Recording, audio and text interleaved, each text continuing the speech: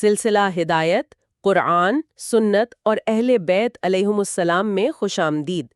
آج ہم قرآن مجید کی 53ویں سورہ، سورہ نجم کا گہرائی سے جائزہ لے رہے ہیں۔ اس کا نام النجم یعنی ستارہ پہلی ہی آیت سے لیا گیا ہے، جس میں اللہ ستارے کی قسم کھاتا ہے۔ جی ہاں، اور یہ نام بہت معنی خیز بھی ہے۔ جیسے ستارے کے غروب ہونے پر صبح کی روشنی آتی ہے اور ہر چیز واضح ہو جاتی ہے، ویسے ہی یہ وحی بھی شک کے اندھیروں کو دور کر دیتی ہے۔ اور میں نے پڑھا کہ اس سورہ کی ساخت بھی بہت خاص ہے۔ بالکل، یہ مفصلات صورتوں میں سے ہے، مطلب اس کی آیات چھوٹی، جامع اور بہت پر اثر ہوتی ہیں۔ ایک خاص آہنگ ہے ان میں۔ اچھا، اور یہ ان 4 عزائم صورتوں میں سے بھی ایک ہے نا، جن کی تلاوت پر سجدہ واجب ہو جاتا ہے؟ جی ہاں، گویا اس میں ایک ایسا مقام آتا ہے جہاں حق اتنا واضح ہو جاتا ہے کہ انسان کے پاس سر جھکانے کے علاوہ کوئی چارہ نہیں رہتا۔ یہ سجدہ پھر صرف ایک رسم نہیں رہتا، تھا اور اس کا اثر بھی تو بہت گہرا ہوا تھا۔ جی، بہت شدید اثر تھا۔ جب آپ آخری آیت پر پہنچے تو مومن وہاں موجود بڑے بڑے مشرکین بھی بے اختیار سجدے میں گر گئے۔ یہ اس کلام کی ہیبت اور روحانی طاقت کا منہ بولتا ثبوت ہے۔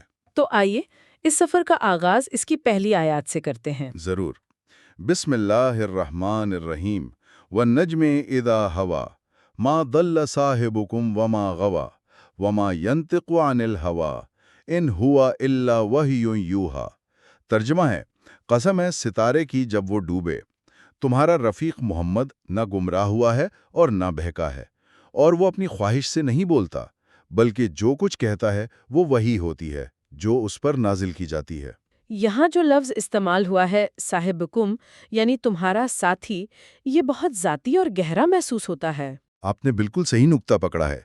اللہ یہ نہیں کہہ رہا کہ میرا رسول یا نبی، وہ مشرکین مکہ سے کہہ رہا ہے تمہارا ساتھی۔ یہ تو ایک طرح کی نفسیاتی دلیل ہے۔ بالکل، گویا کہا جا رہا ہے کہ یہ کوئی اجنبی نہیں ہے جس پر تم شک کر رہے ہو، یہ وہ شخص ہے جس کی 40 سالہ زندگی، اس کی سچائی، اس کی امانت، سب تمہاری آنکھوں کے سامنے ہے۔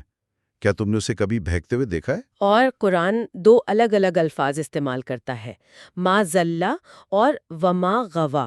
عام زبان میں تو یہ ایک جیسے لگتے ہیں، لیکن ان میں کوئی دقیق فرق ہوگا، ہے نا؟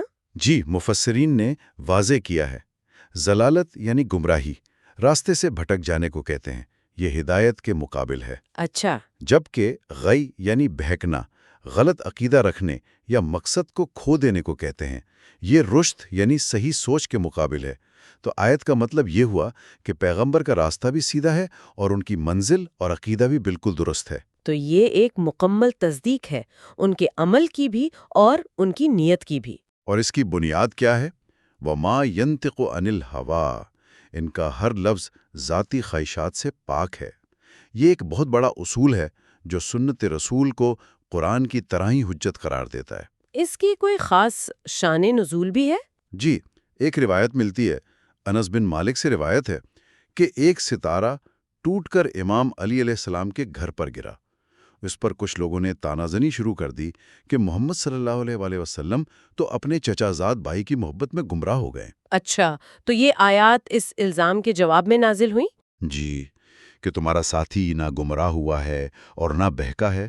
اب یہاں سے گفتگو کا رخ اس ہستی کی طرف مڑتا ہے جس نے پیغمبر اکرم صلی اللہ علیہ وآلہ وسلم کو یہ علم سکھایا۔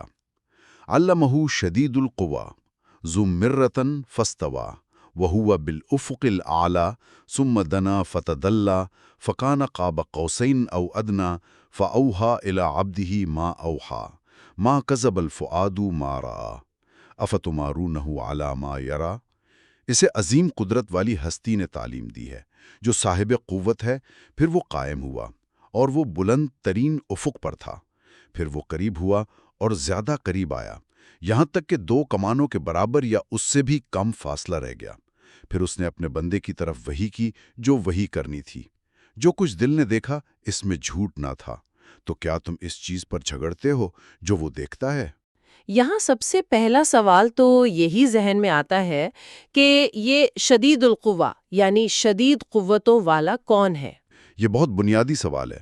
عام طور پر مشہور تفسیر یہ ہے کہ اس سے مراد حضرت جبرائیل امین ہے۔ لیکن اہل بیت علیہم السلام کی روایات میں تو ایک الگ اور زیادہ گہری حقیقت کی طرف اشارہ ملتا ہے نا؟ آپ بالکل صحیح کہہ رہی ہیں۔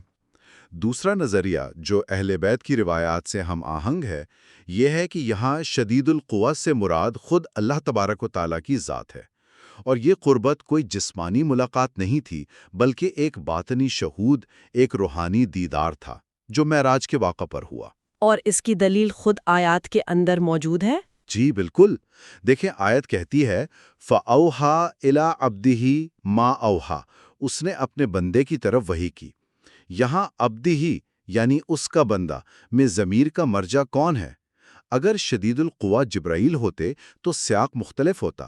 جبرائیل تو خود اللہ کے بندے ہیں، محمد صلی اللہ علیہ وآلہ وسلم ان کے بندے تو نہیں۔ یہ بہت اہم نقطہ ہے۔ اور پھر معراج کا وہ مشہور واقعہ ہے جہاں ایک مقام پر پہنچ کر جبرائیل رک گئے اور کہا کہ اگر میں 1 انچ بھی آگے بڑھا تو میرے پر جل جائیں گے۔ وہ مقام ایک قاب قوسین او ادنیٰ کا تھا جو پیغمبر اور ذات احدیت کے درمیان تھا۔ یہ انتہائی قربت کی ایک تمثیل ہے۔ اور اس روحانی تجربے کی سچائی کی سب سے بڑی گواہی دل کو قرار دیا گیا ہے۔ ما قذب الفؤاد ما رأى۔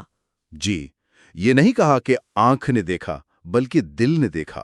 یہ ایک ایسا مشاہدہ تھا جسے قلب پیغمبر نے پوری حقیقت کے ساتھ محسوس کیا اور اس کی تصدیق کی۔ یعنی یہ واقعے کو ظاہری بحث سے نکال کر باطنی یقین کی گہرائی میں لے جاتا ہے۔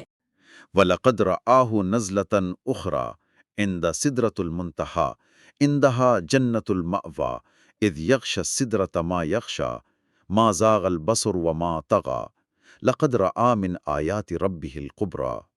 اور بتحقیق انہوں نے اسے ایک بار پھر دیکھا، سدرۃ المنتہا کے پاس، جس کے پاس ہی جنت المأویٰ ہے۔ اس وقت اس بیری کے درخت پر چھا رہا تھا جو کچھ کے چھا رہا تھا۔ ان کی نگاہ نہ بہکی اور نہ حد سے بڑھی۔ بتحقیق انہوں نے اپنے رب کی بڑی بڑی نشانیوں میں سے بعض کو دیکھا۔ سدرۃ المنتہا، یہ نام ہی کتنا پراسرار ہے۔ مطلب وہ آخری حد جہاں مخلوق کے علم اور فرشتوں کی پرواز ختم ہو جاتی ہے۔ جی، یہ گویا مادی اور روحانی دنیا کے درمیان ایک سرحد ہے۔ روایات میں اس مقام کی جو منظر کشی کی گئی ہے وہ عقل کو حیران کر دیتی ہے۔ اور پھر یہ الفاظ اذ یغشی السدرۃ ما یغشی، اس پر چھا رہا تھا جو چھا رہا تھا، یہ اس تجربے کی عظمت کو ظاہر کرتے ہیں جو بیان سے باہر ہے۔ بالکل، اور یہاں قرآن بہت وضاحت کرتا ہے کہ پیغمبر نے کیا دیکھا۔ لقد رآ من آیات ربہ الکبریٰ، انہوں نے اپنے رب کی سب سے بڑی نشانیوں کو دیکھا۔ یہ نہیں کہا کہ انہوں نے اپنے رب کو دیکھا۔ جی، یہ توحید کا بہت اہم نقطہ ہے۔ امام جعفر صادق علیہ السلام کا قول ہے کہ اللہ کی نشانیاں اور ہیں اور خود اللہ اور ہے۔ توحید، وحی اور معراج کے اس عروج کے بعد قرآن ایک دم سے ہمیں زمین پر واپس لاتا ہے اور مشرکین مکہ کی بت پرستی کو چیلنج کرتا ہے۔ یہ تضاد بہت طاقتور ہے۔ جی، یہ بہت طاقتور تکنیک ہے۔ گویا کہا جا رہا ہے کہ تم نے ابھی کائنات کی سب سے بڑی حقیقت دیکھی، اب ذرا اپنی بنائی ہوئی ان چھوٹی چھوٹی بے جان حقیقتوں کو دیکھو۔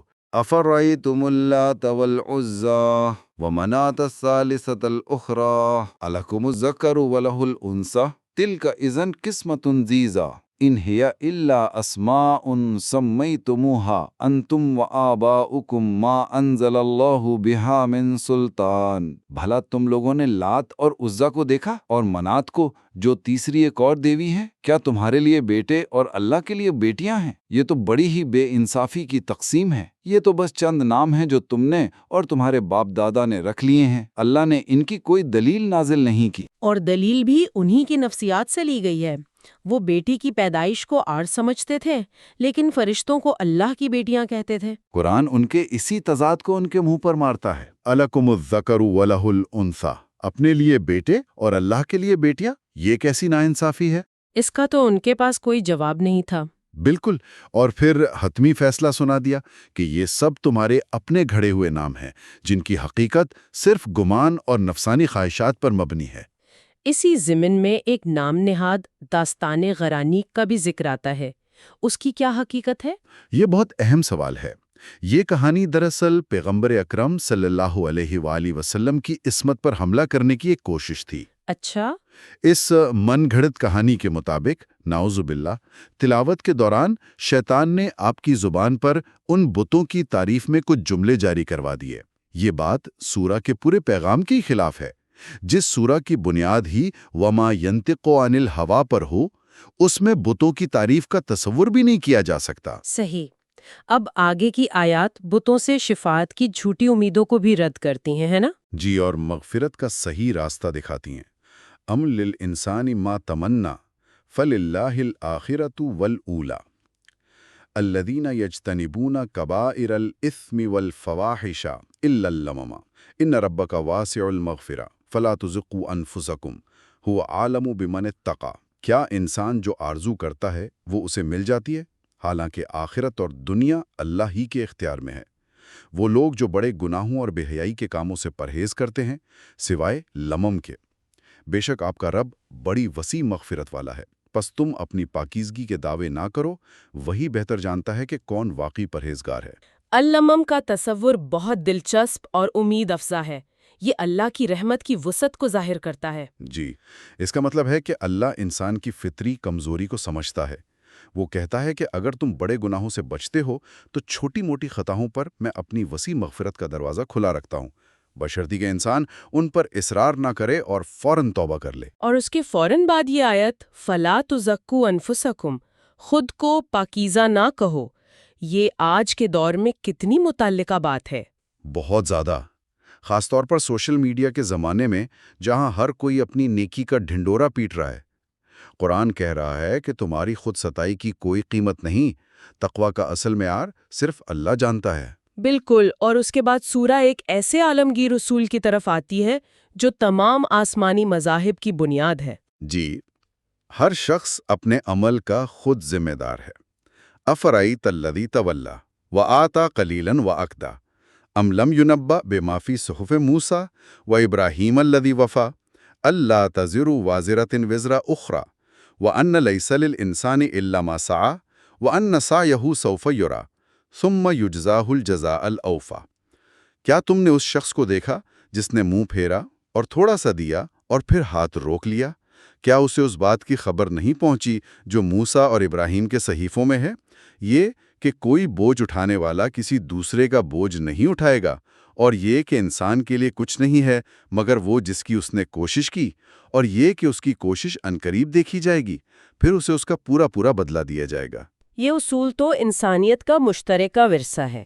یہ خیال کہ کوئی اور تمہارے گناہوں کا بوجھ اٹھا لے گا، قرآن اس کی جڑ کاٹ دیتا ہے۔ بالکل، یہ انسان کو توہمات سے نکال کر ذاتی ذمہ داری اور عمل کی طرف لاتا ہے۔ یہ بہت امپاورنگ پیغام ہے۔ اور قرآن اس کی سند بھی دے رہا ہے کہ یہ کوئی نئی بات نہیں، یہی تعلیم حضرت موسیٰ علیہ السلام اور حضرت ابراہیم علیہ السلام کے صحیفوں میں بھی تھی۔ جی، اور اس میں سب سے اہم آیت وَأَن لَيْسَ لِلْإِنسَانِ إِلَّا مَا سَعَى ہے۔ انسان کو وہی ملے گا جس کی اس نے کوشش کی۔ یہ زندگی کے ہر شعبے کے لیے ایک بنیادی قانون ہے۔ بالکل، اور اسی اصول کی بنیاد پر اگلی آیات اللہ کی مطلق حاکمیت کا نقشہ کھینچتی ہیں۔ جی، تاکہ انسان اپنی کوششوں کا رخ صحیح سمت میں موڑ سکے۔ وَأَنَّ إِلَىٰ رَبِّكَ الْمُنتَهَىٰ وَأَنَّهُ هُوَ أَضْحَكَ وَأَبْكَىٰ وَأَنَّهُ هُوَ أَمَاتَ وَأَحْيَا وَأَنَّهُ هُوَ رَبُّ الشُّعْرَىٰ وَأَنَّهُ أَهْلَكَ عَادًا الْأُولَىٰ وَثَمُودَ فَمَا أَبْقَىٰ۔ اور یہ کہ سب کو لوٹ کر تمہارے رب ہی کی طرف جانا ہے، اور وہی ہے جو ہنساتا اور رلاتا ہے، اور وہی ہے جو مارتا اور زندہ کرتا ہے، اور وہی ہے جو شہری ستارے کا رب ہے، اور اسی نے پہلی قوم عاد اور ثمود کو ہلاک کیا، پس کسی کو باقی نہ چھوڑا۔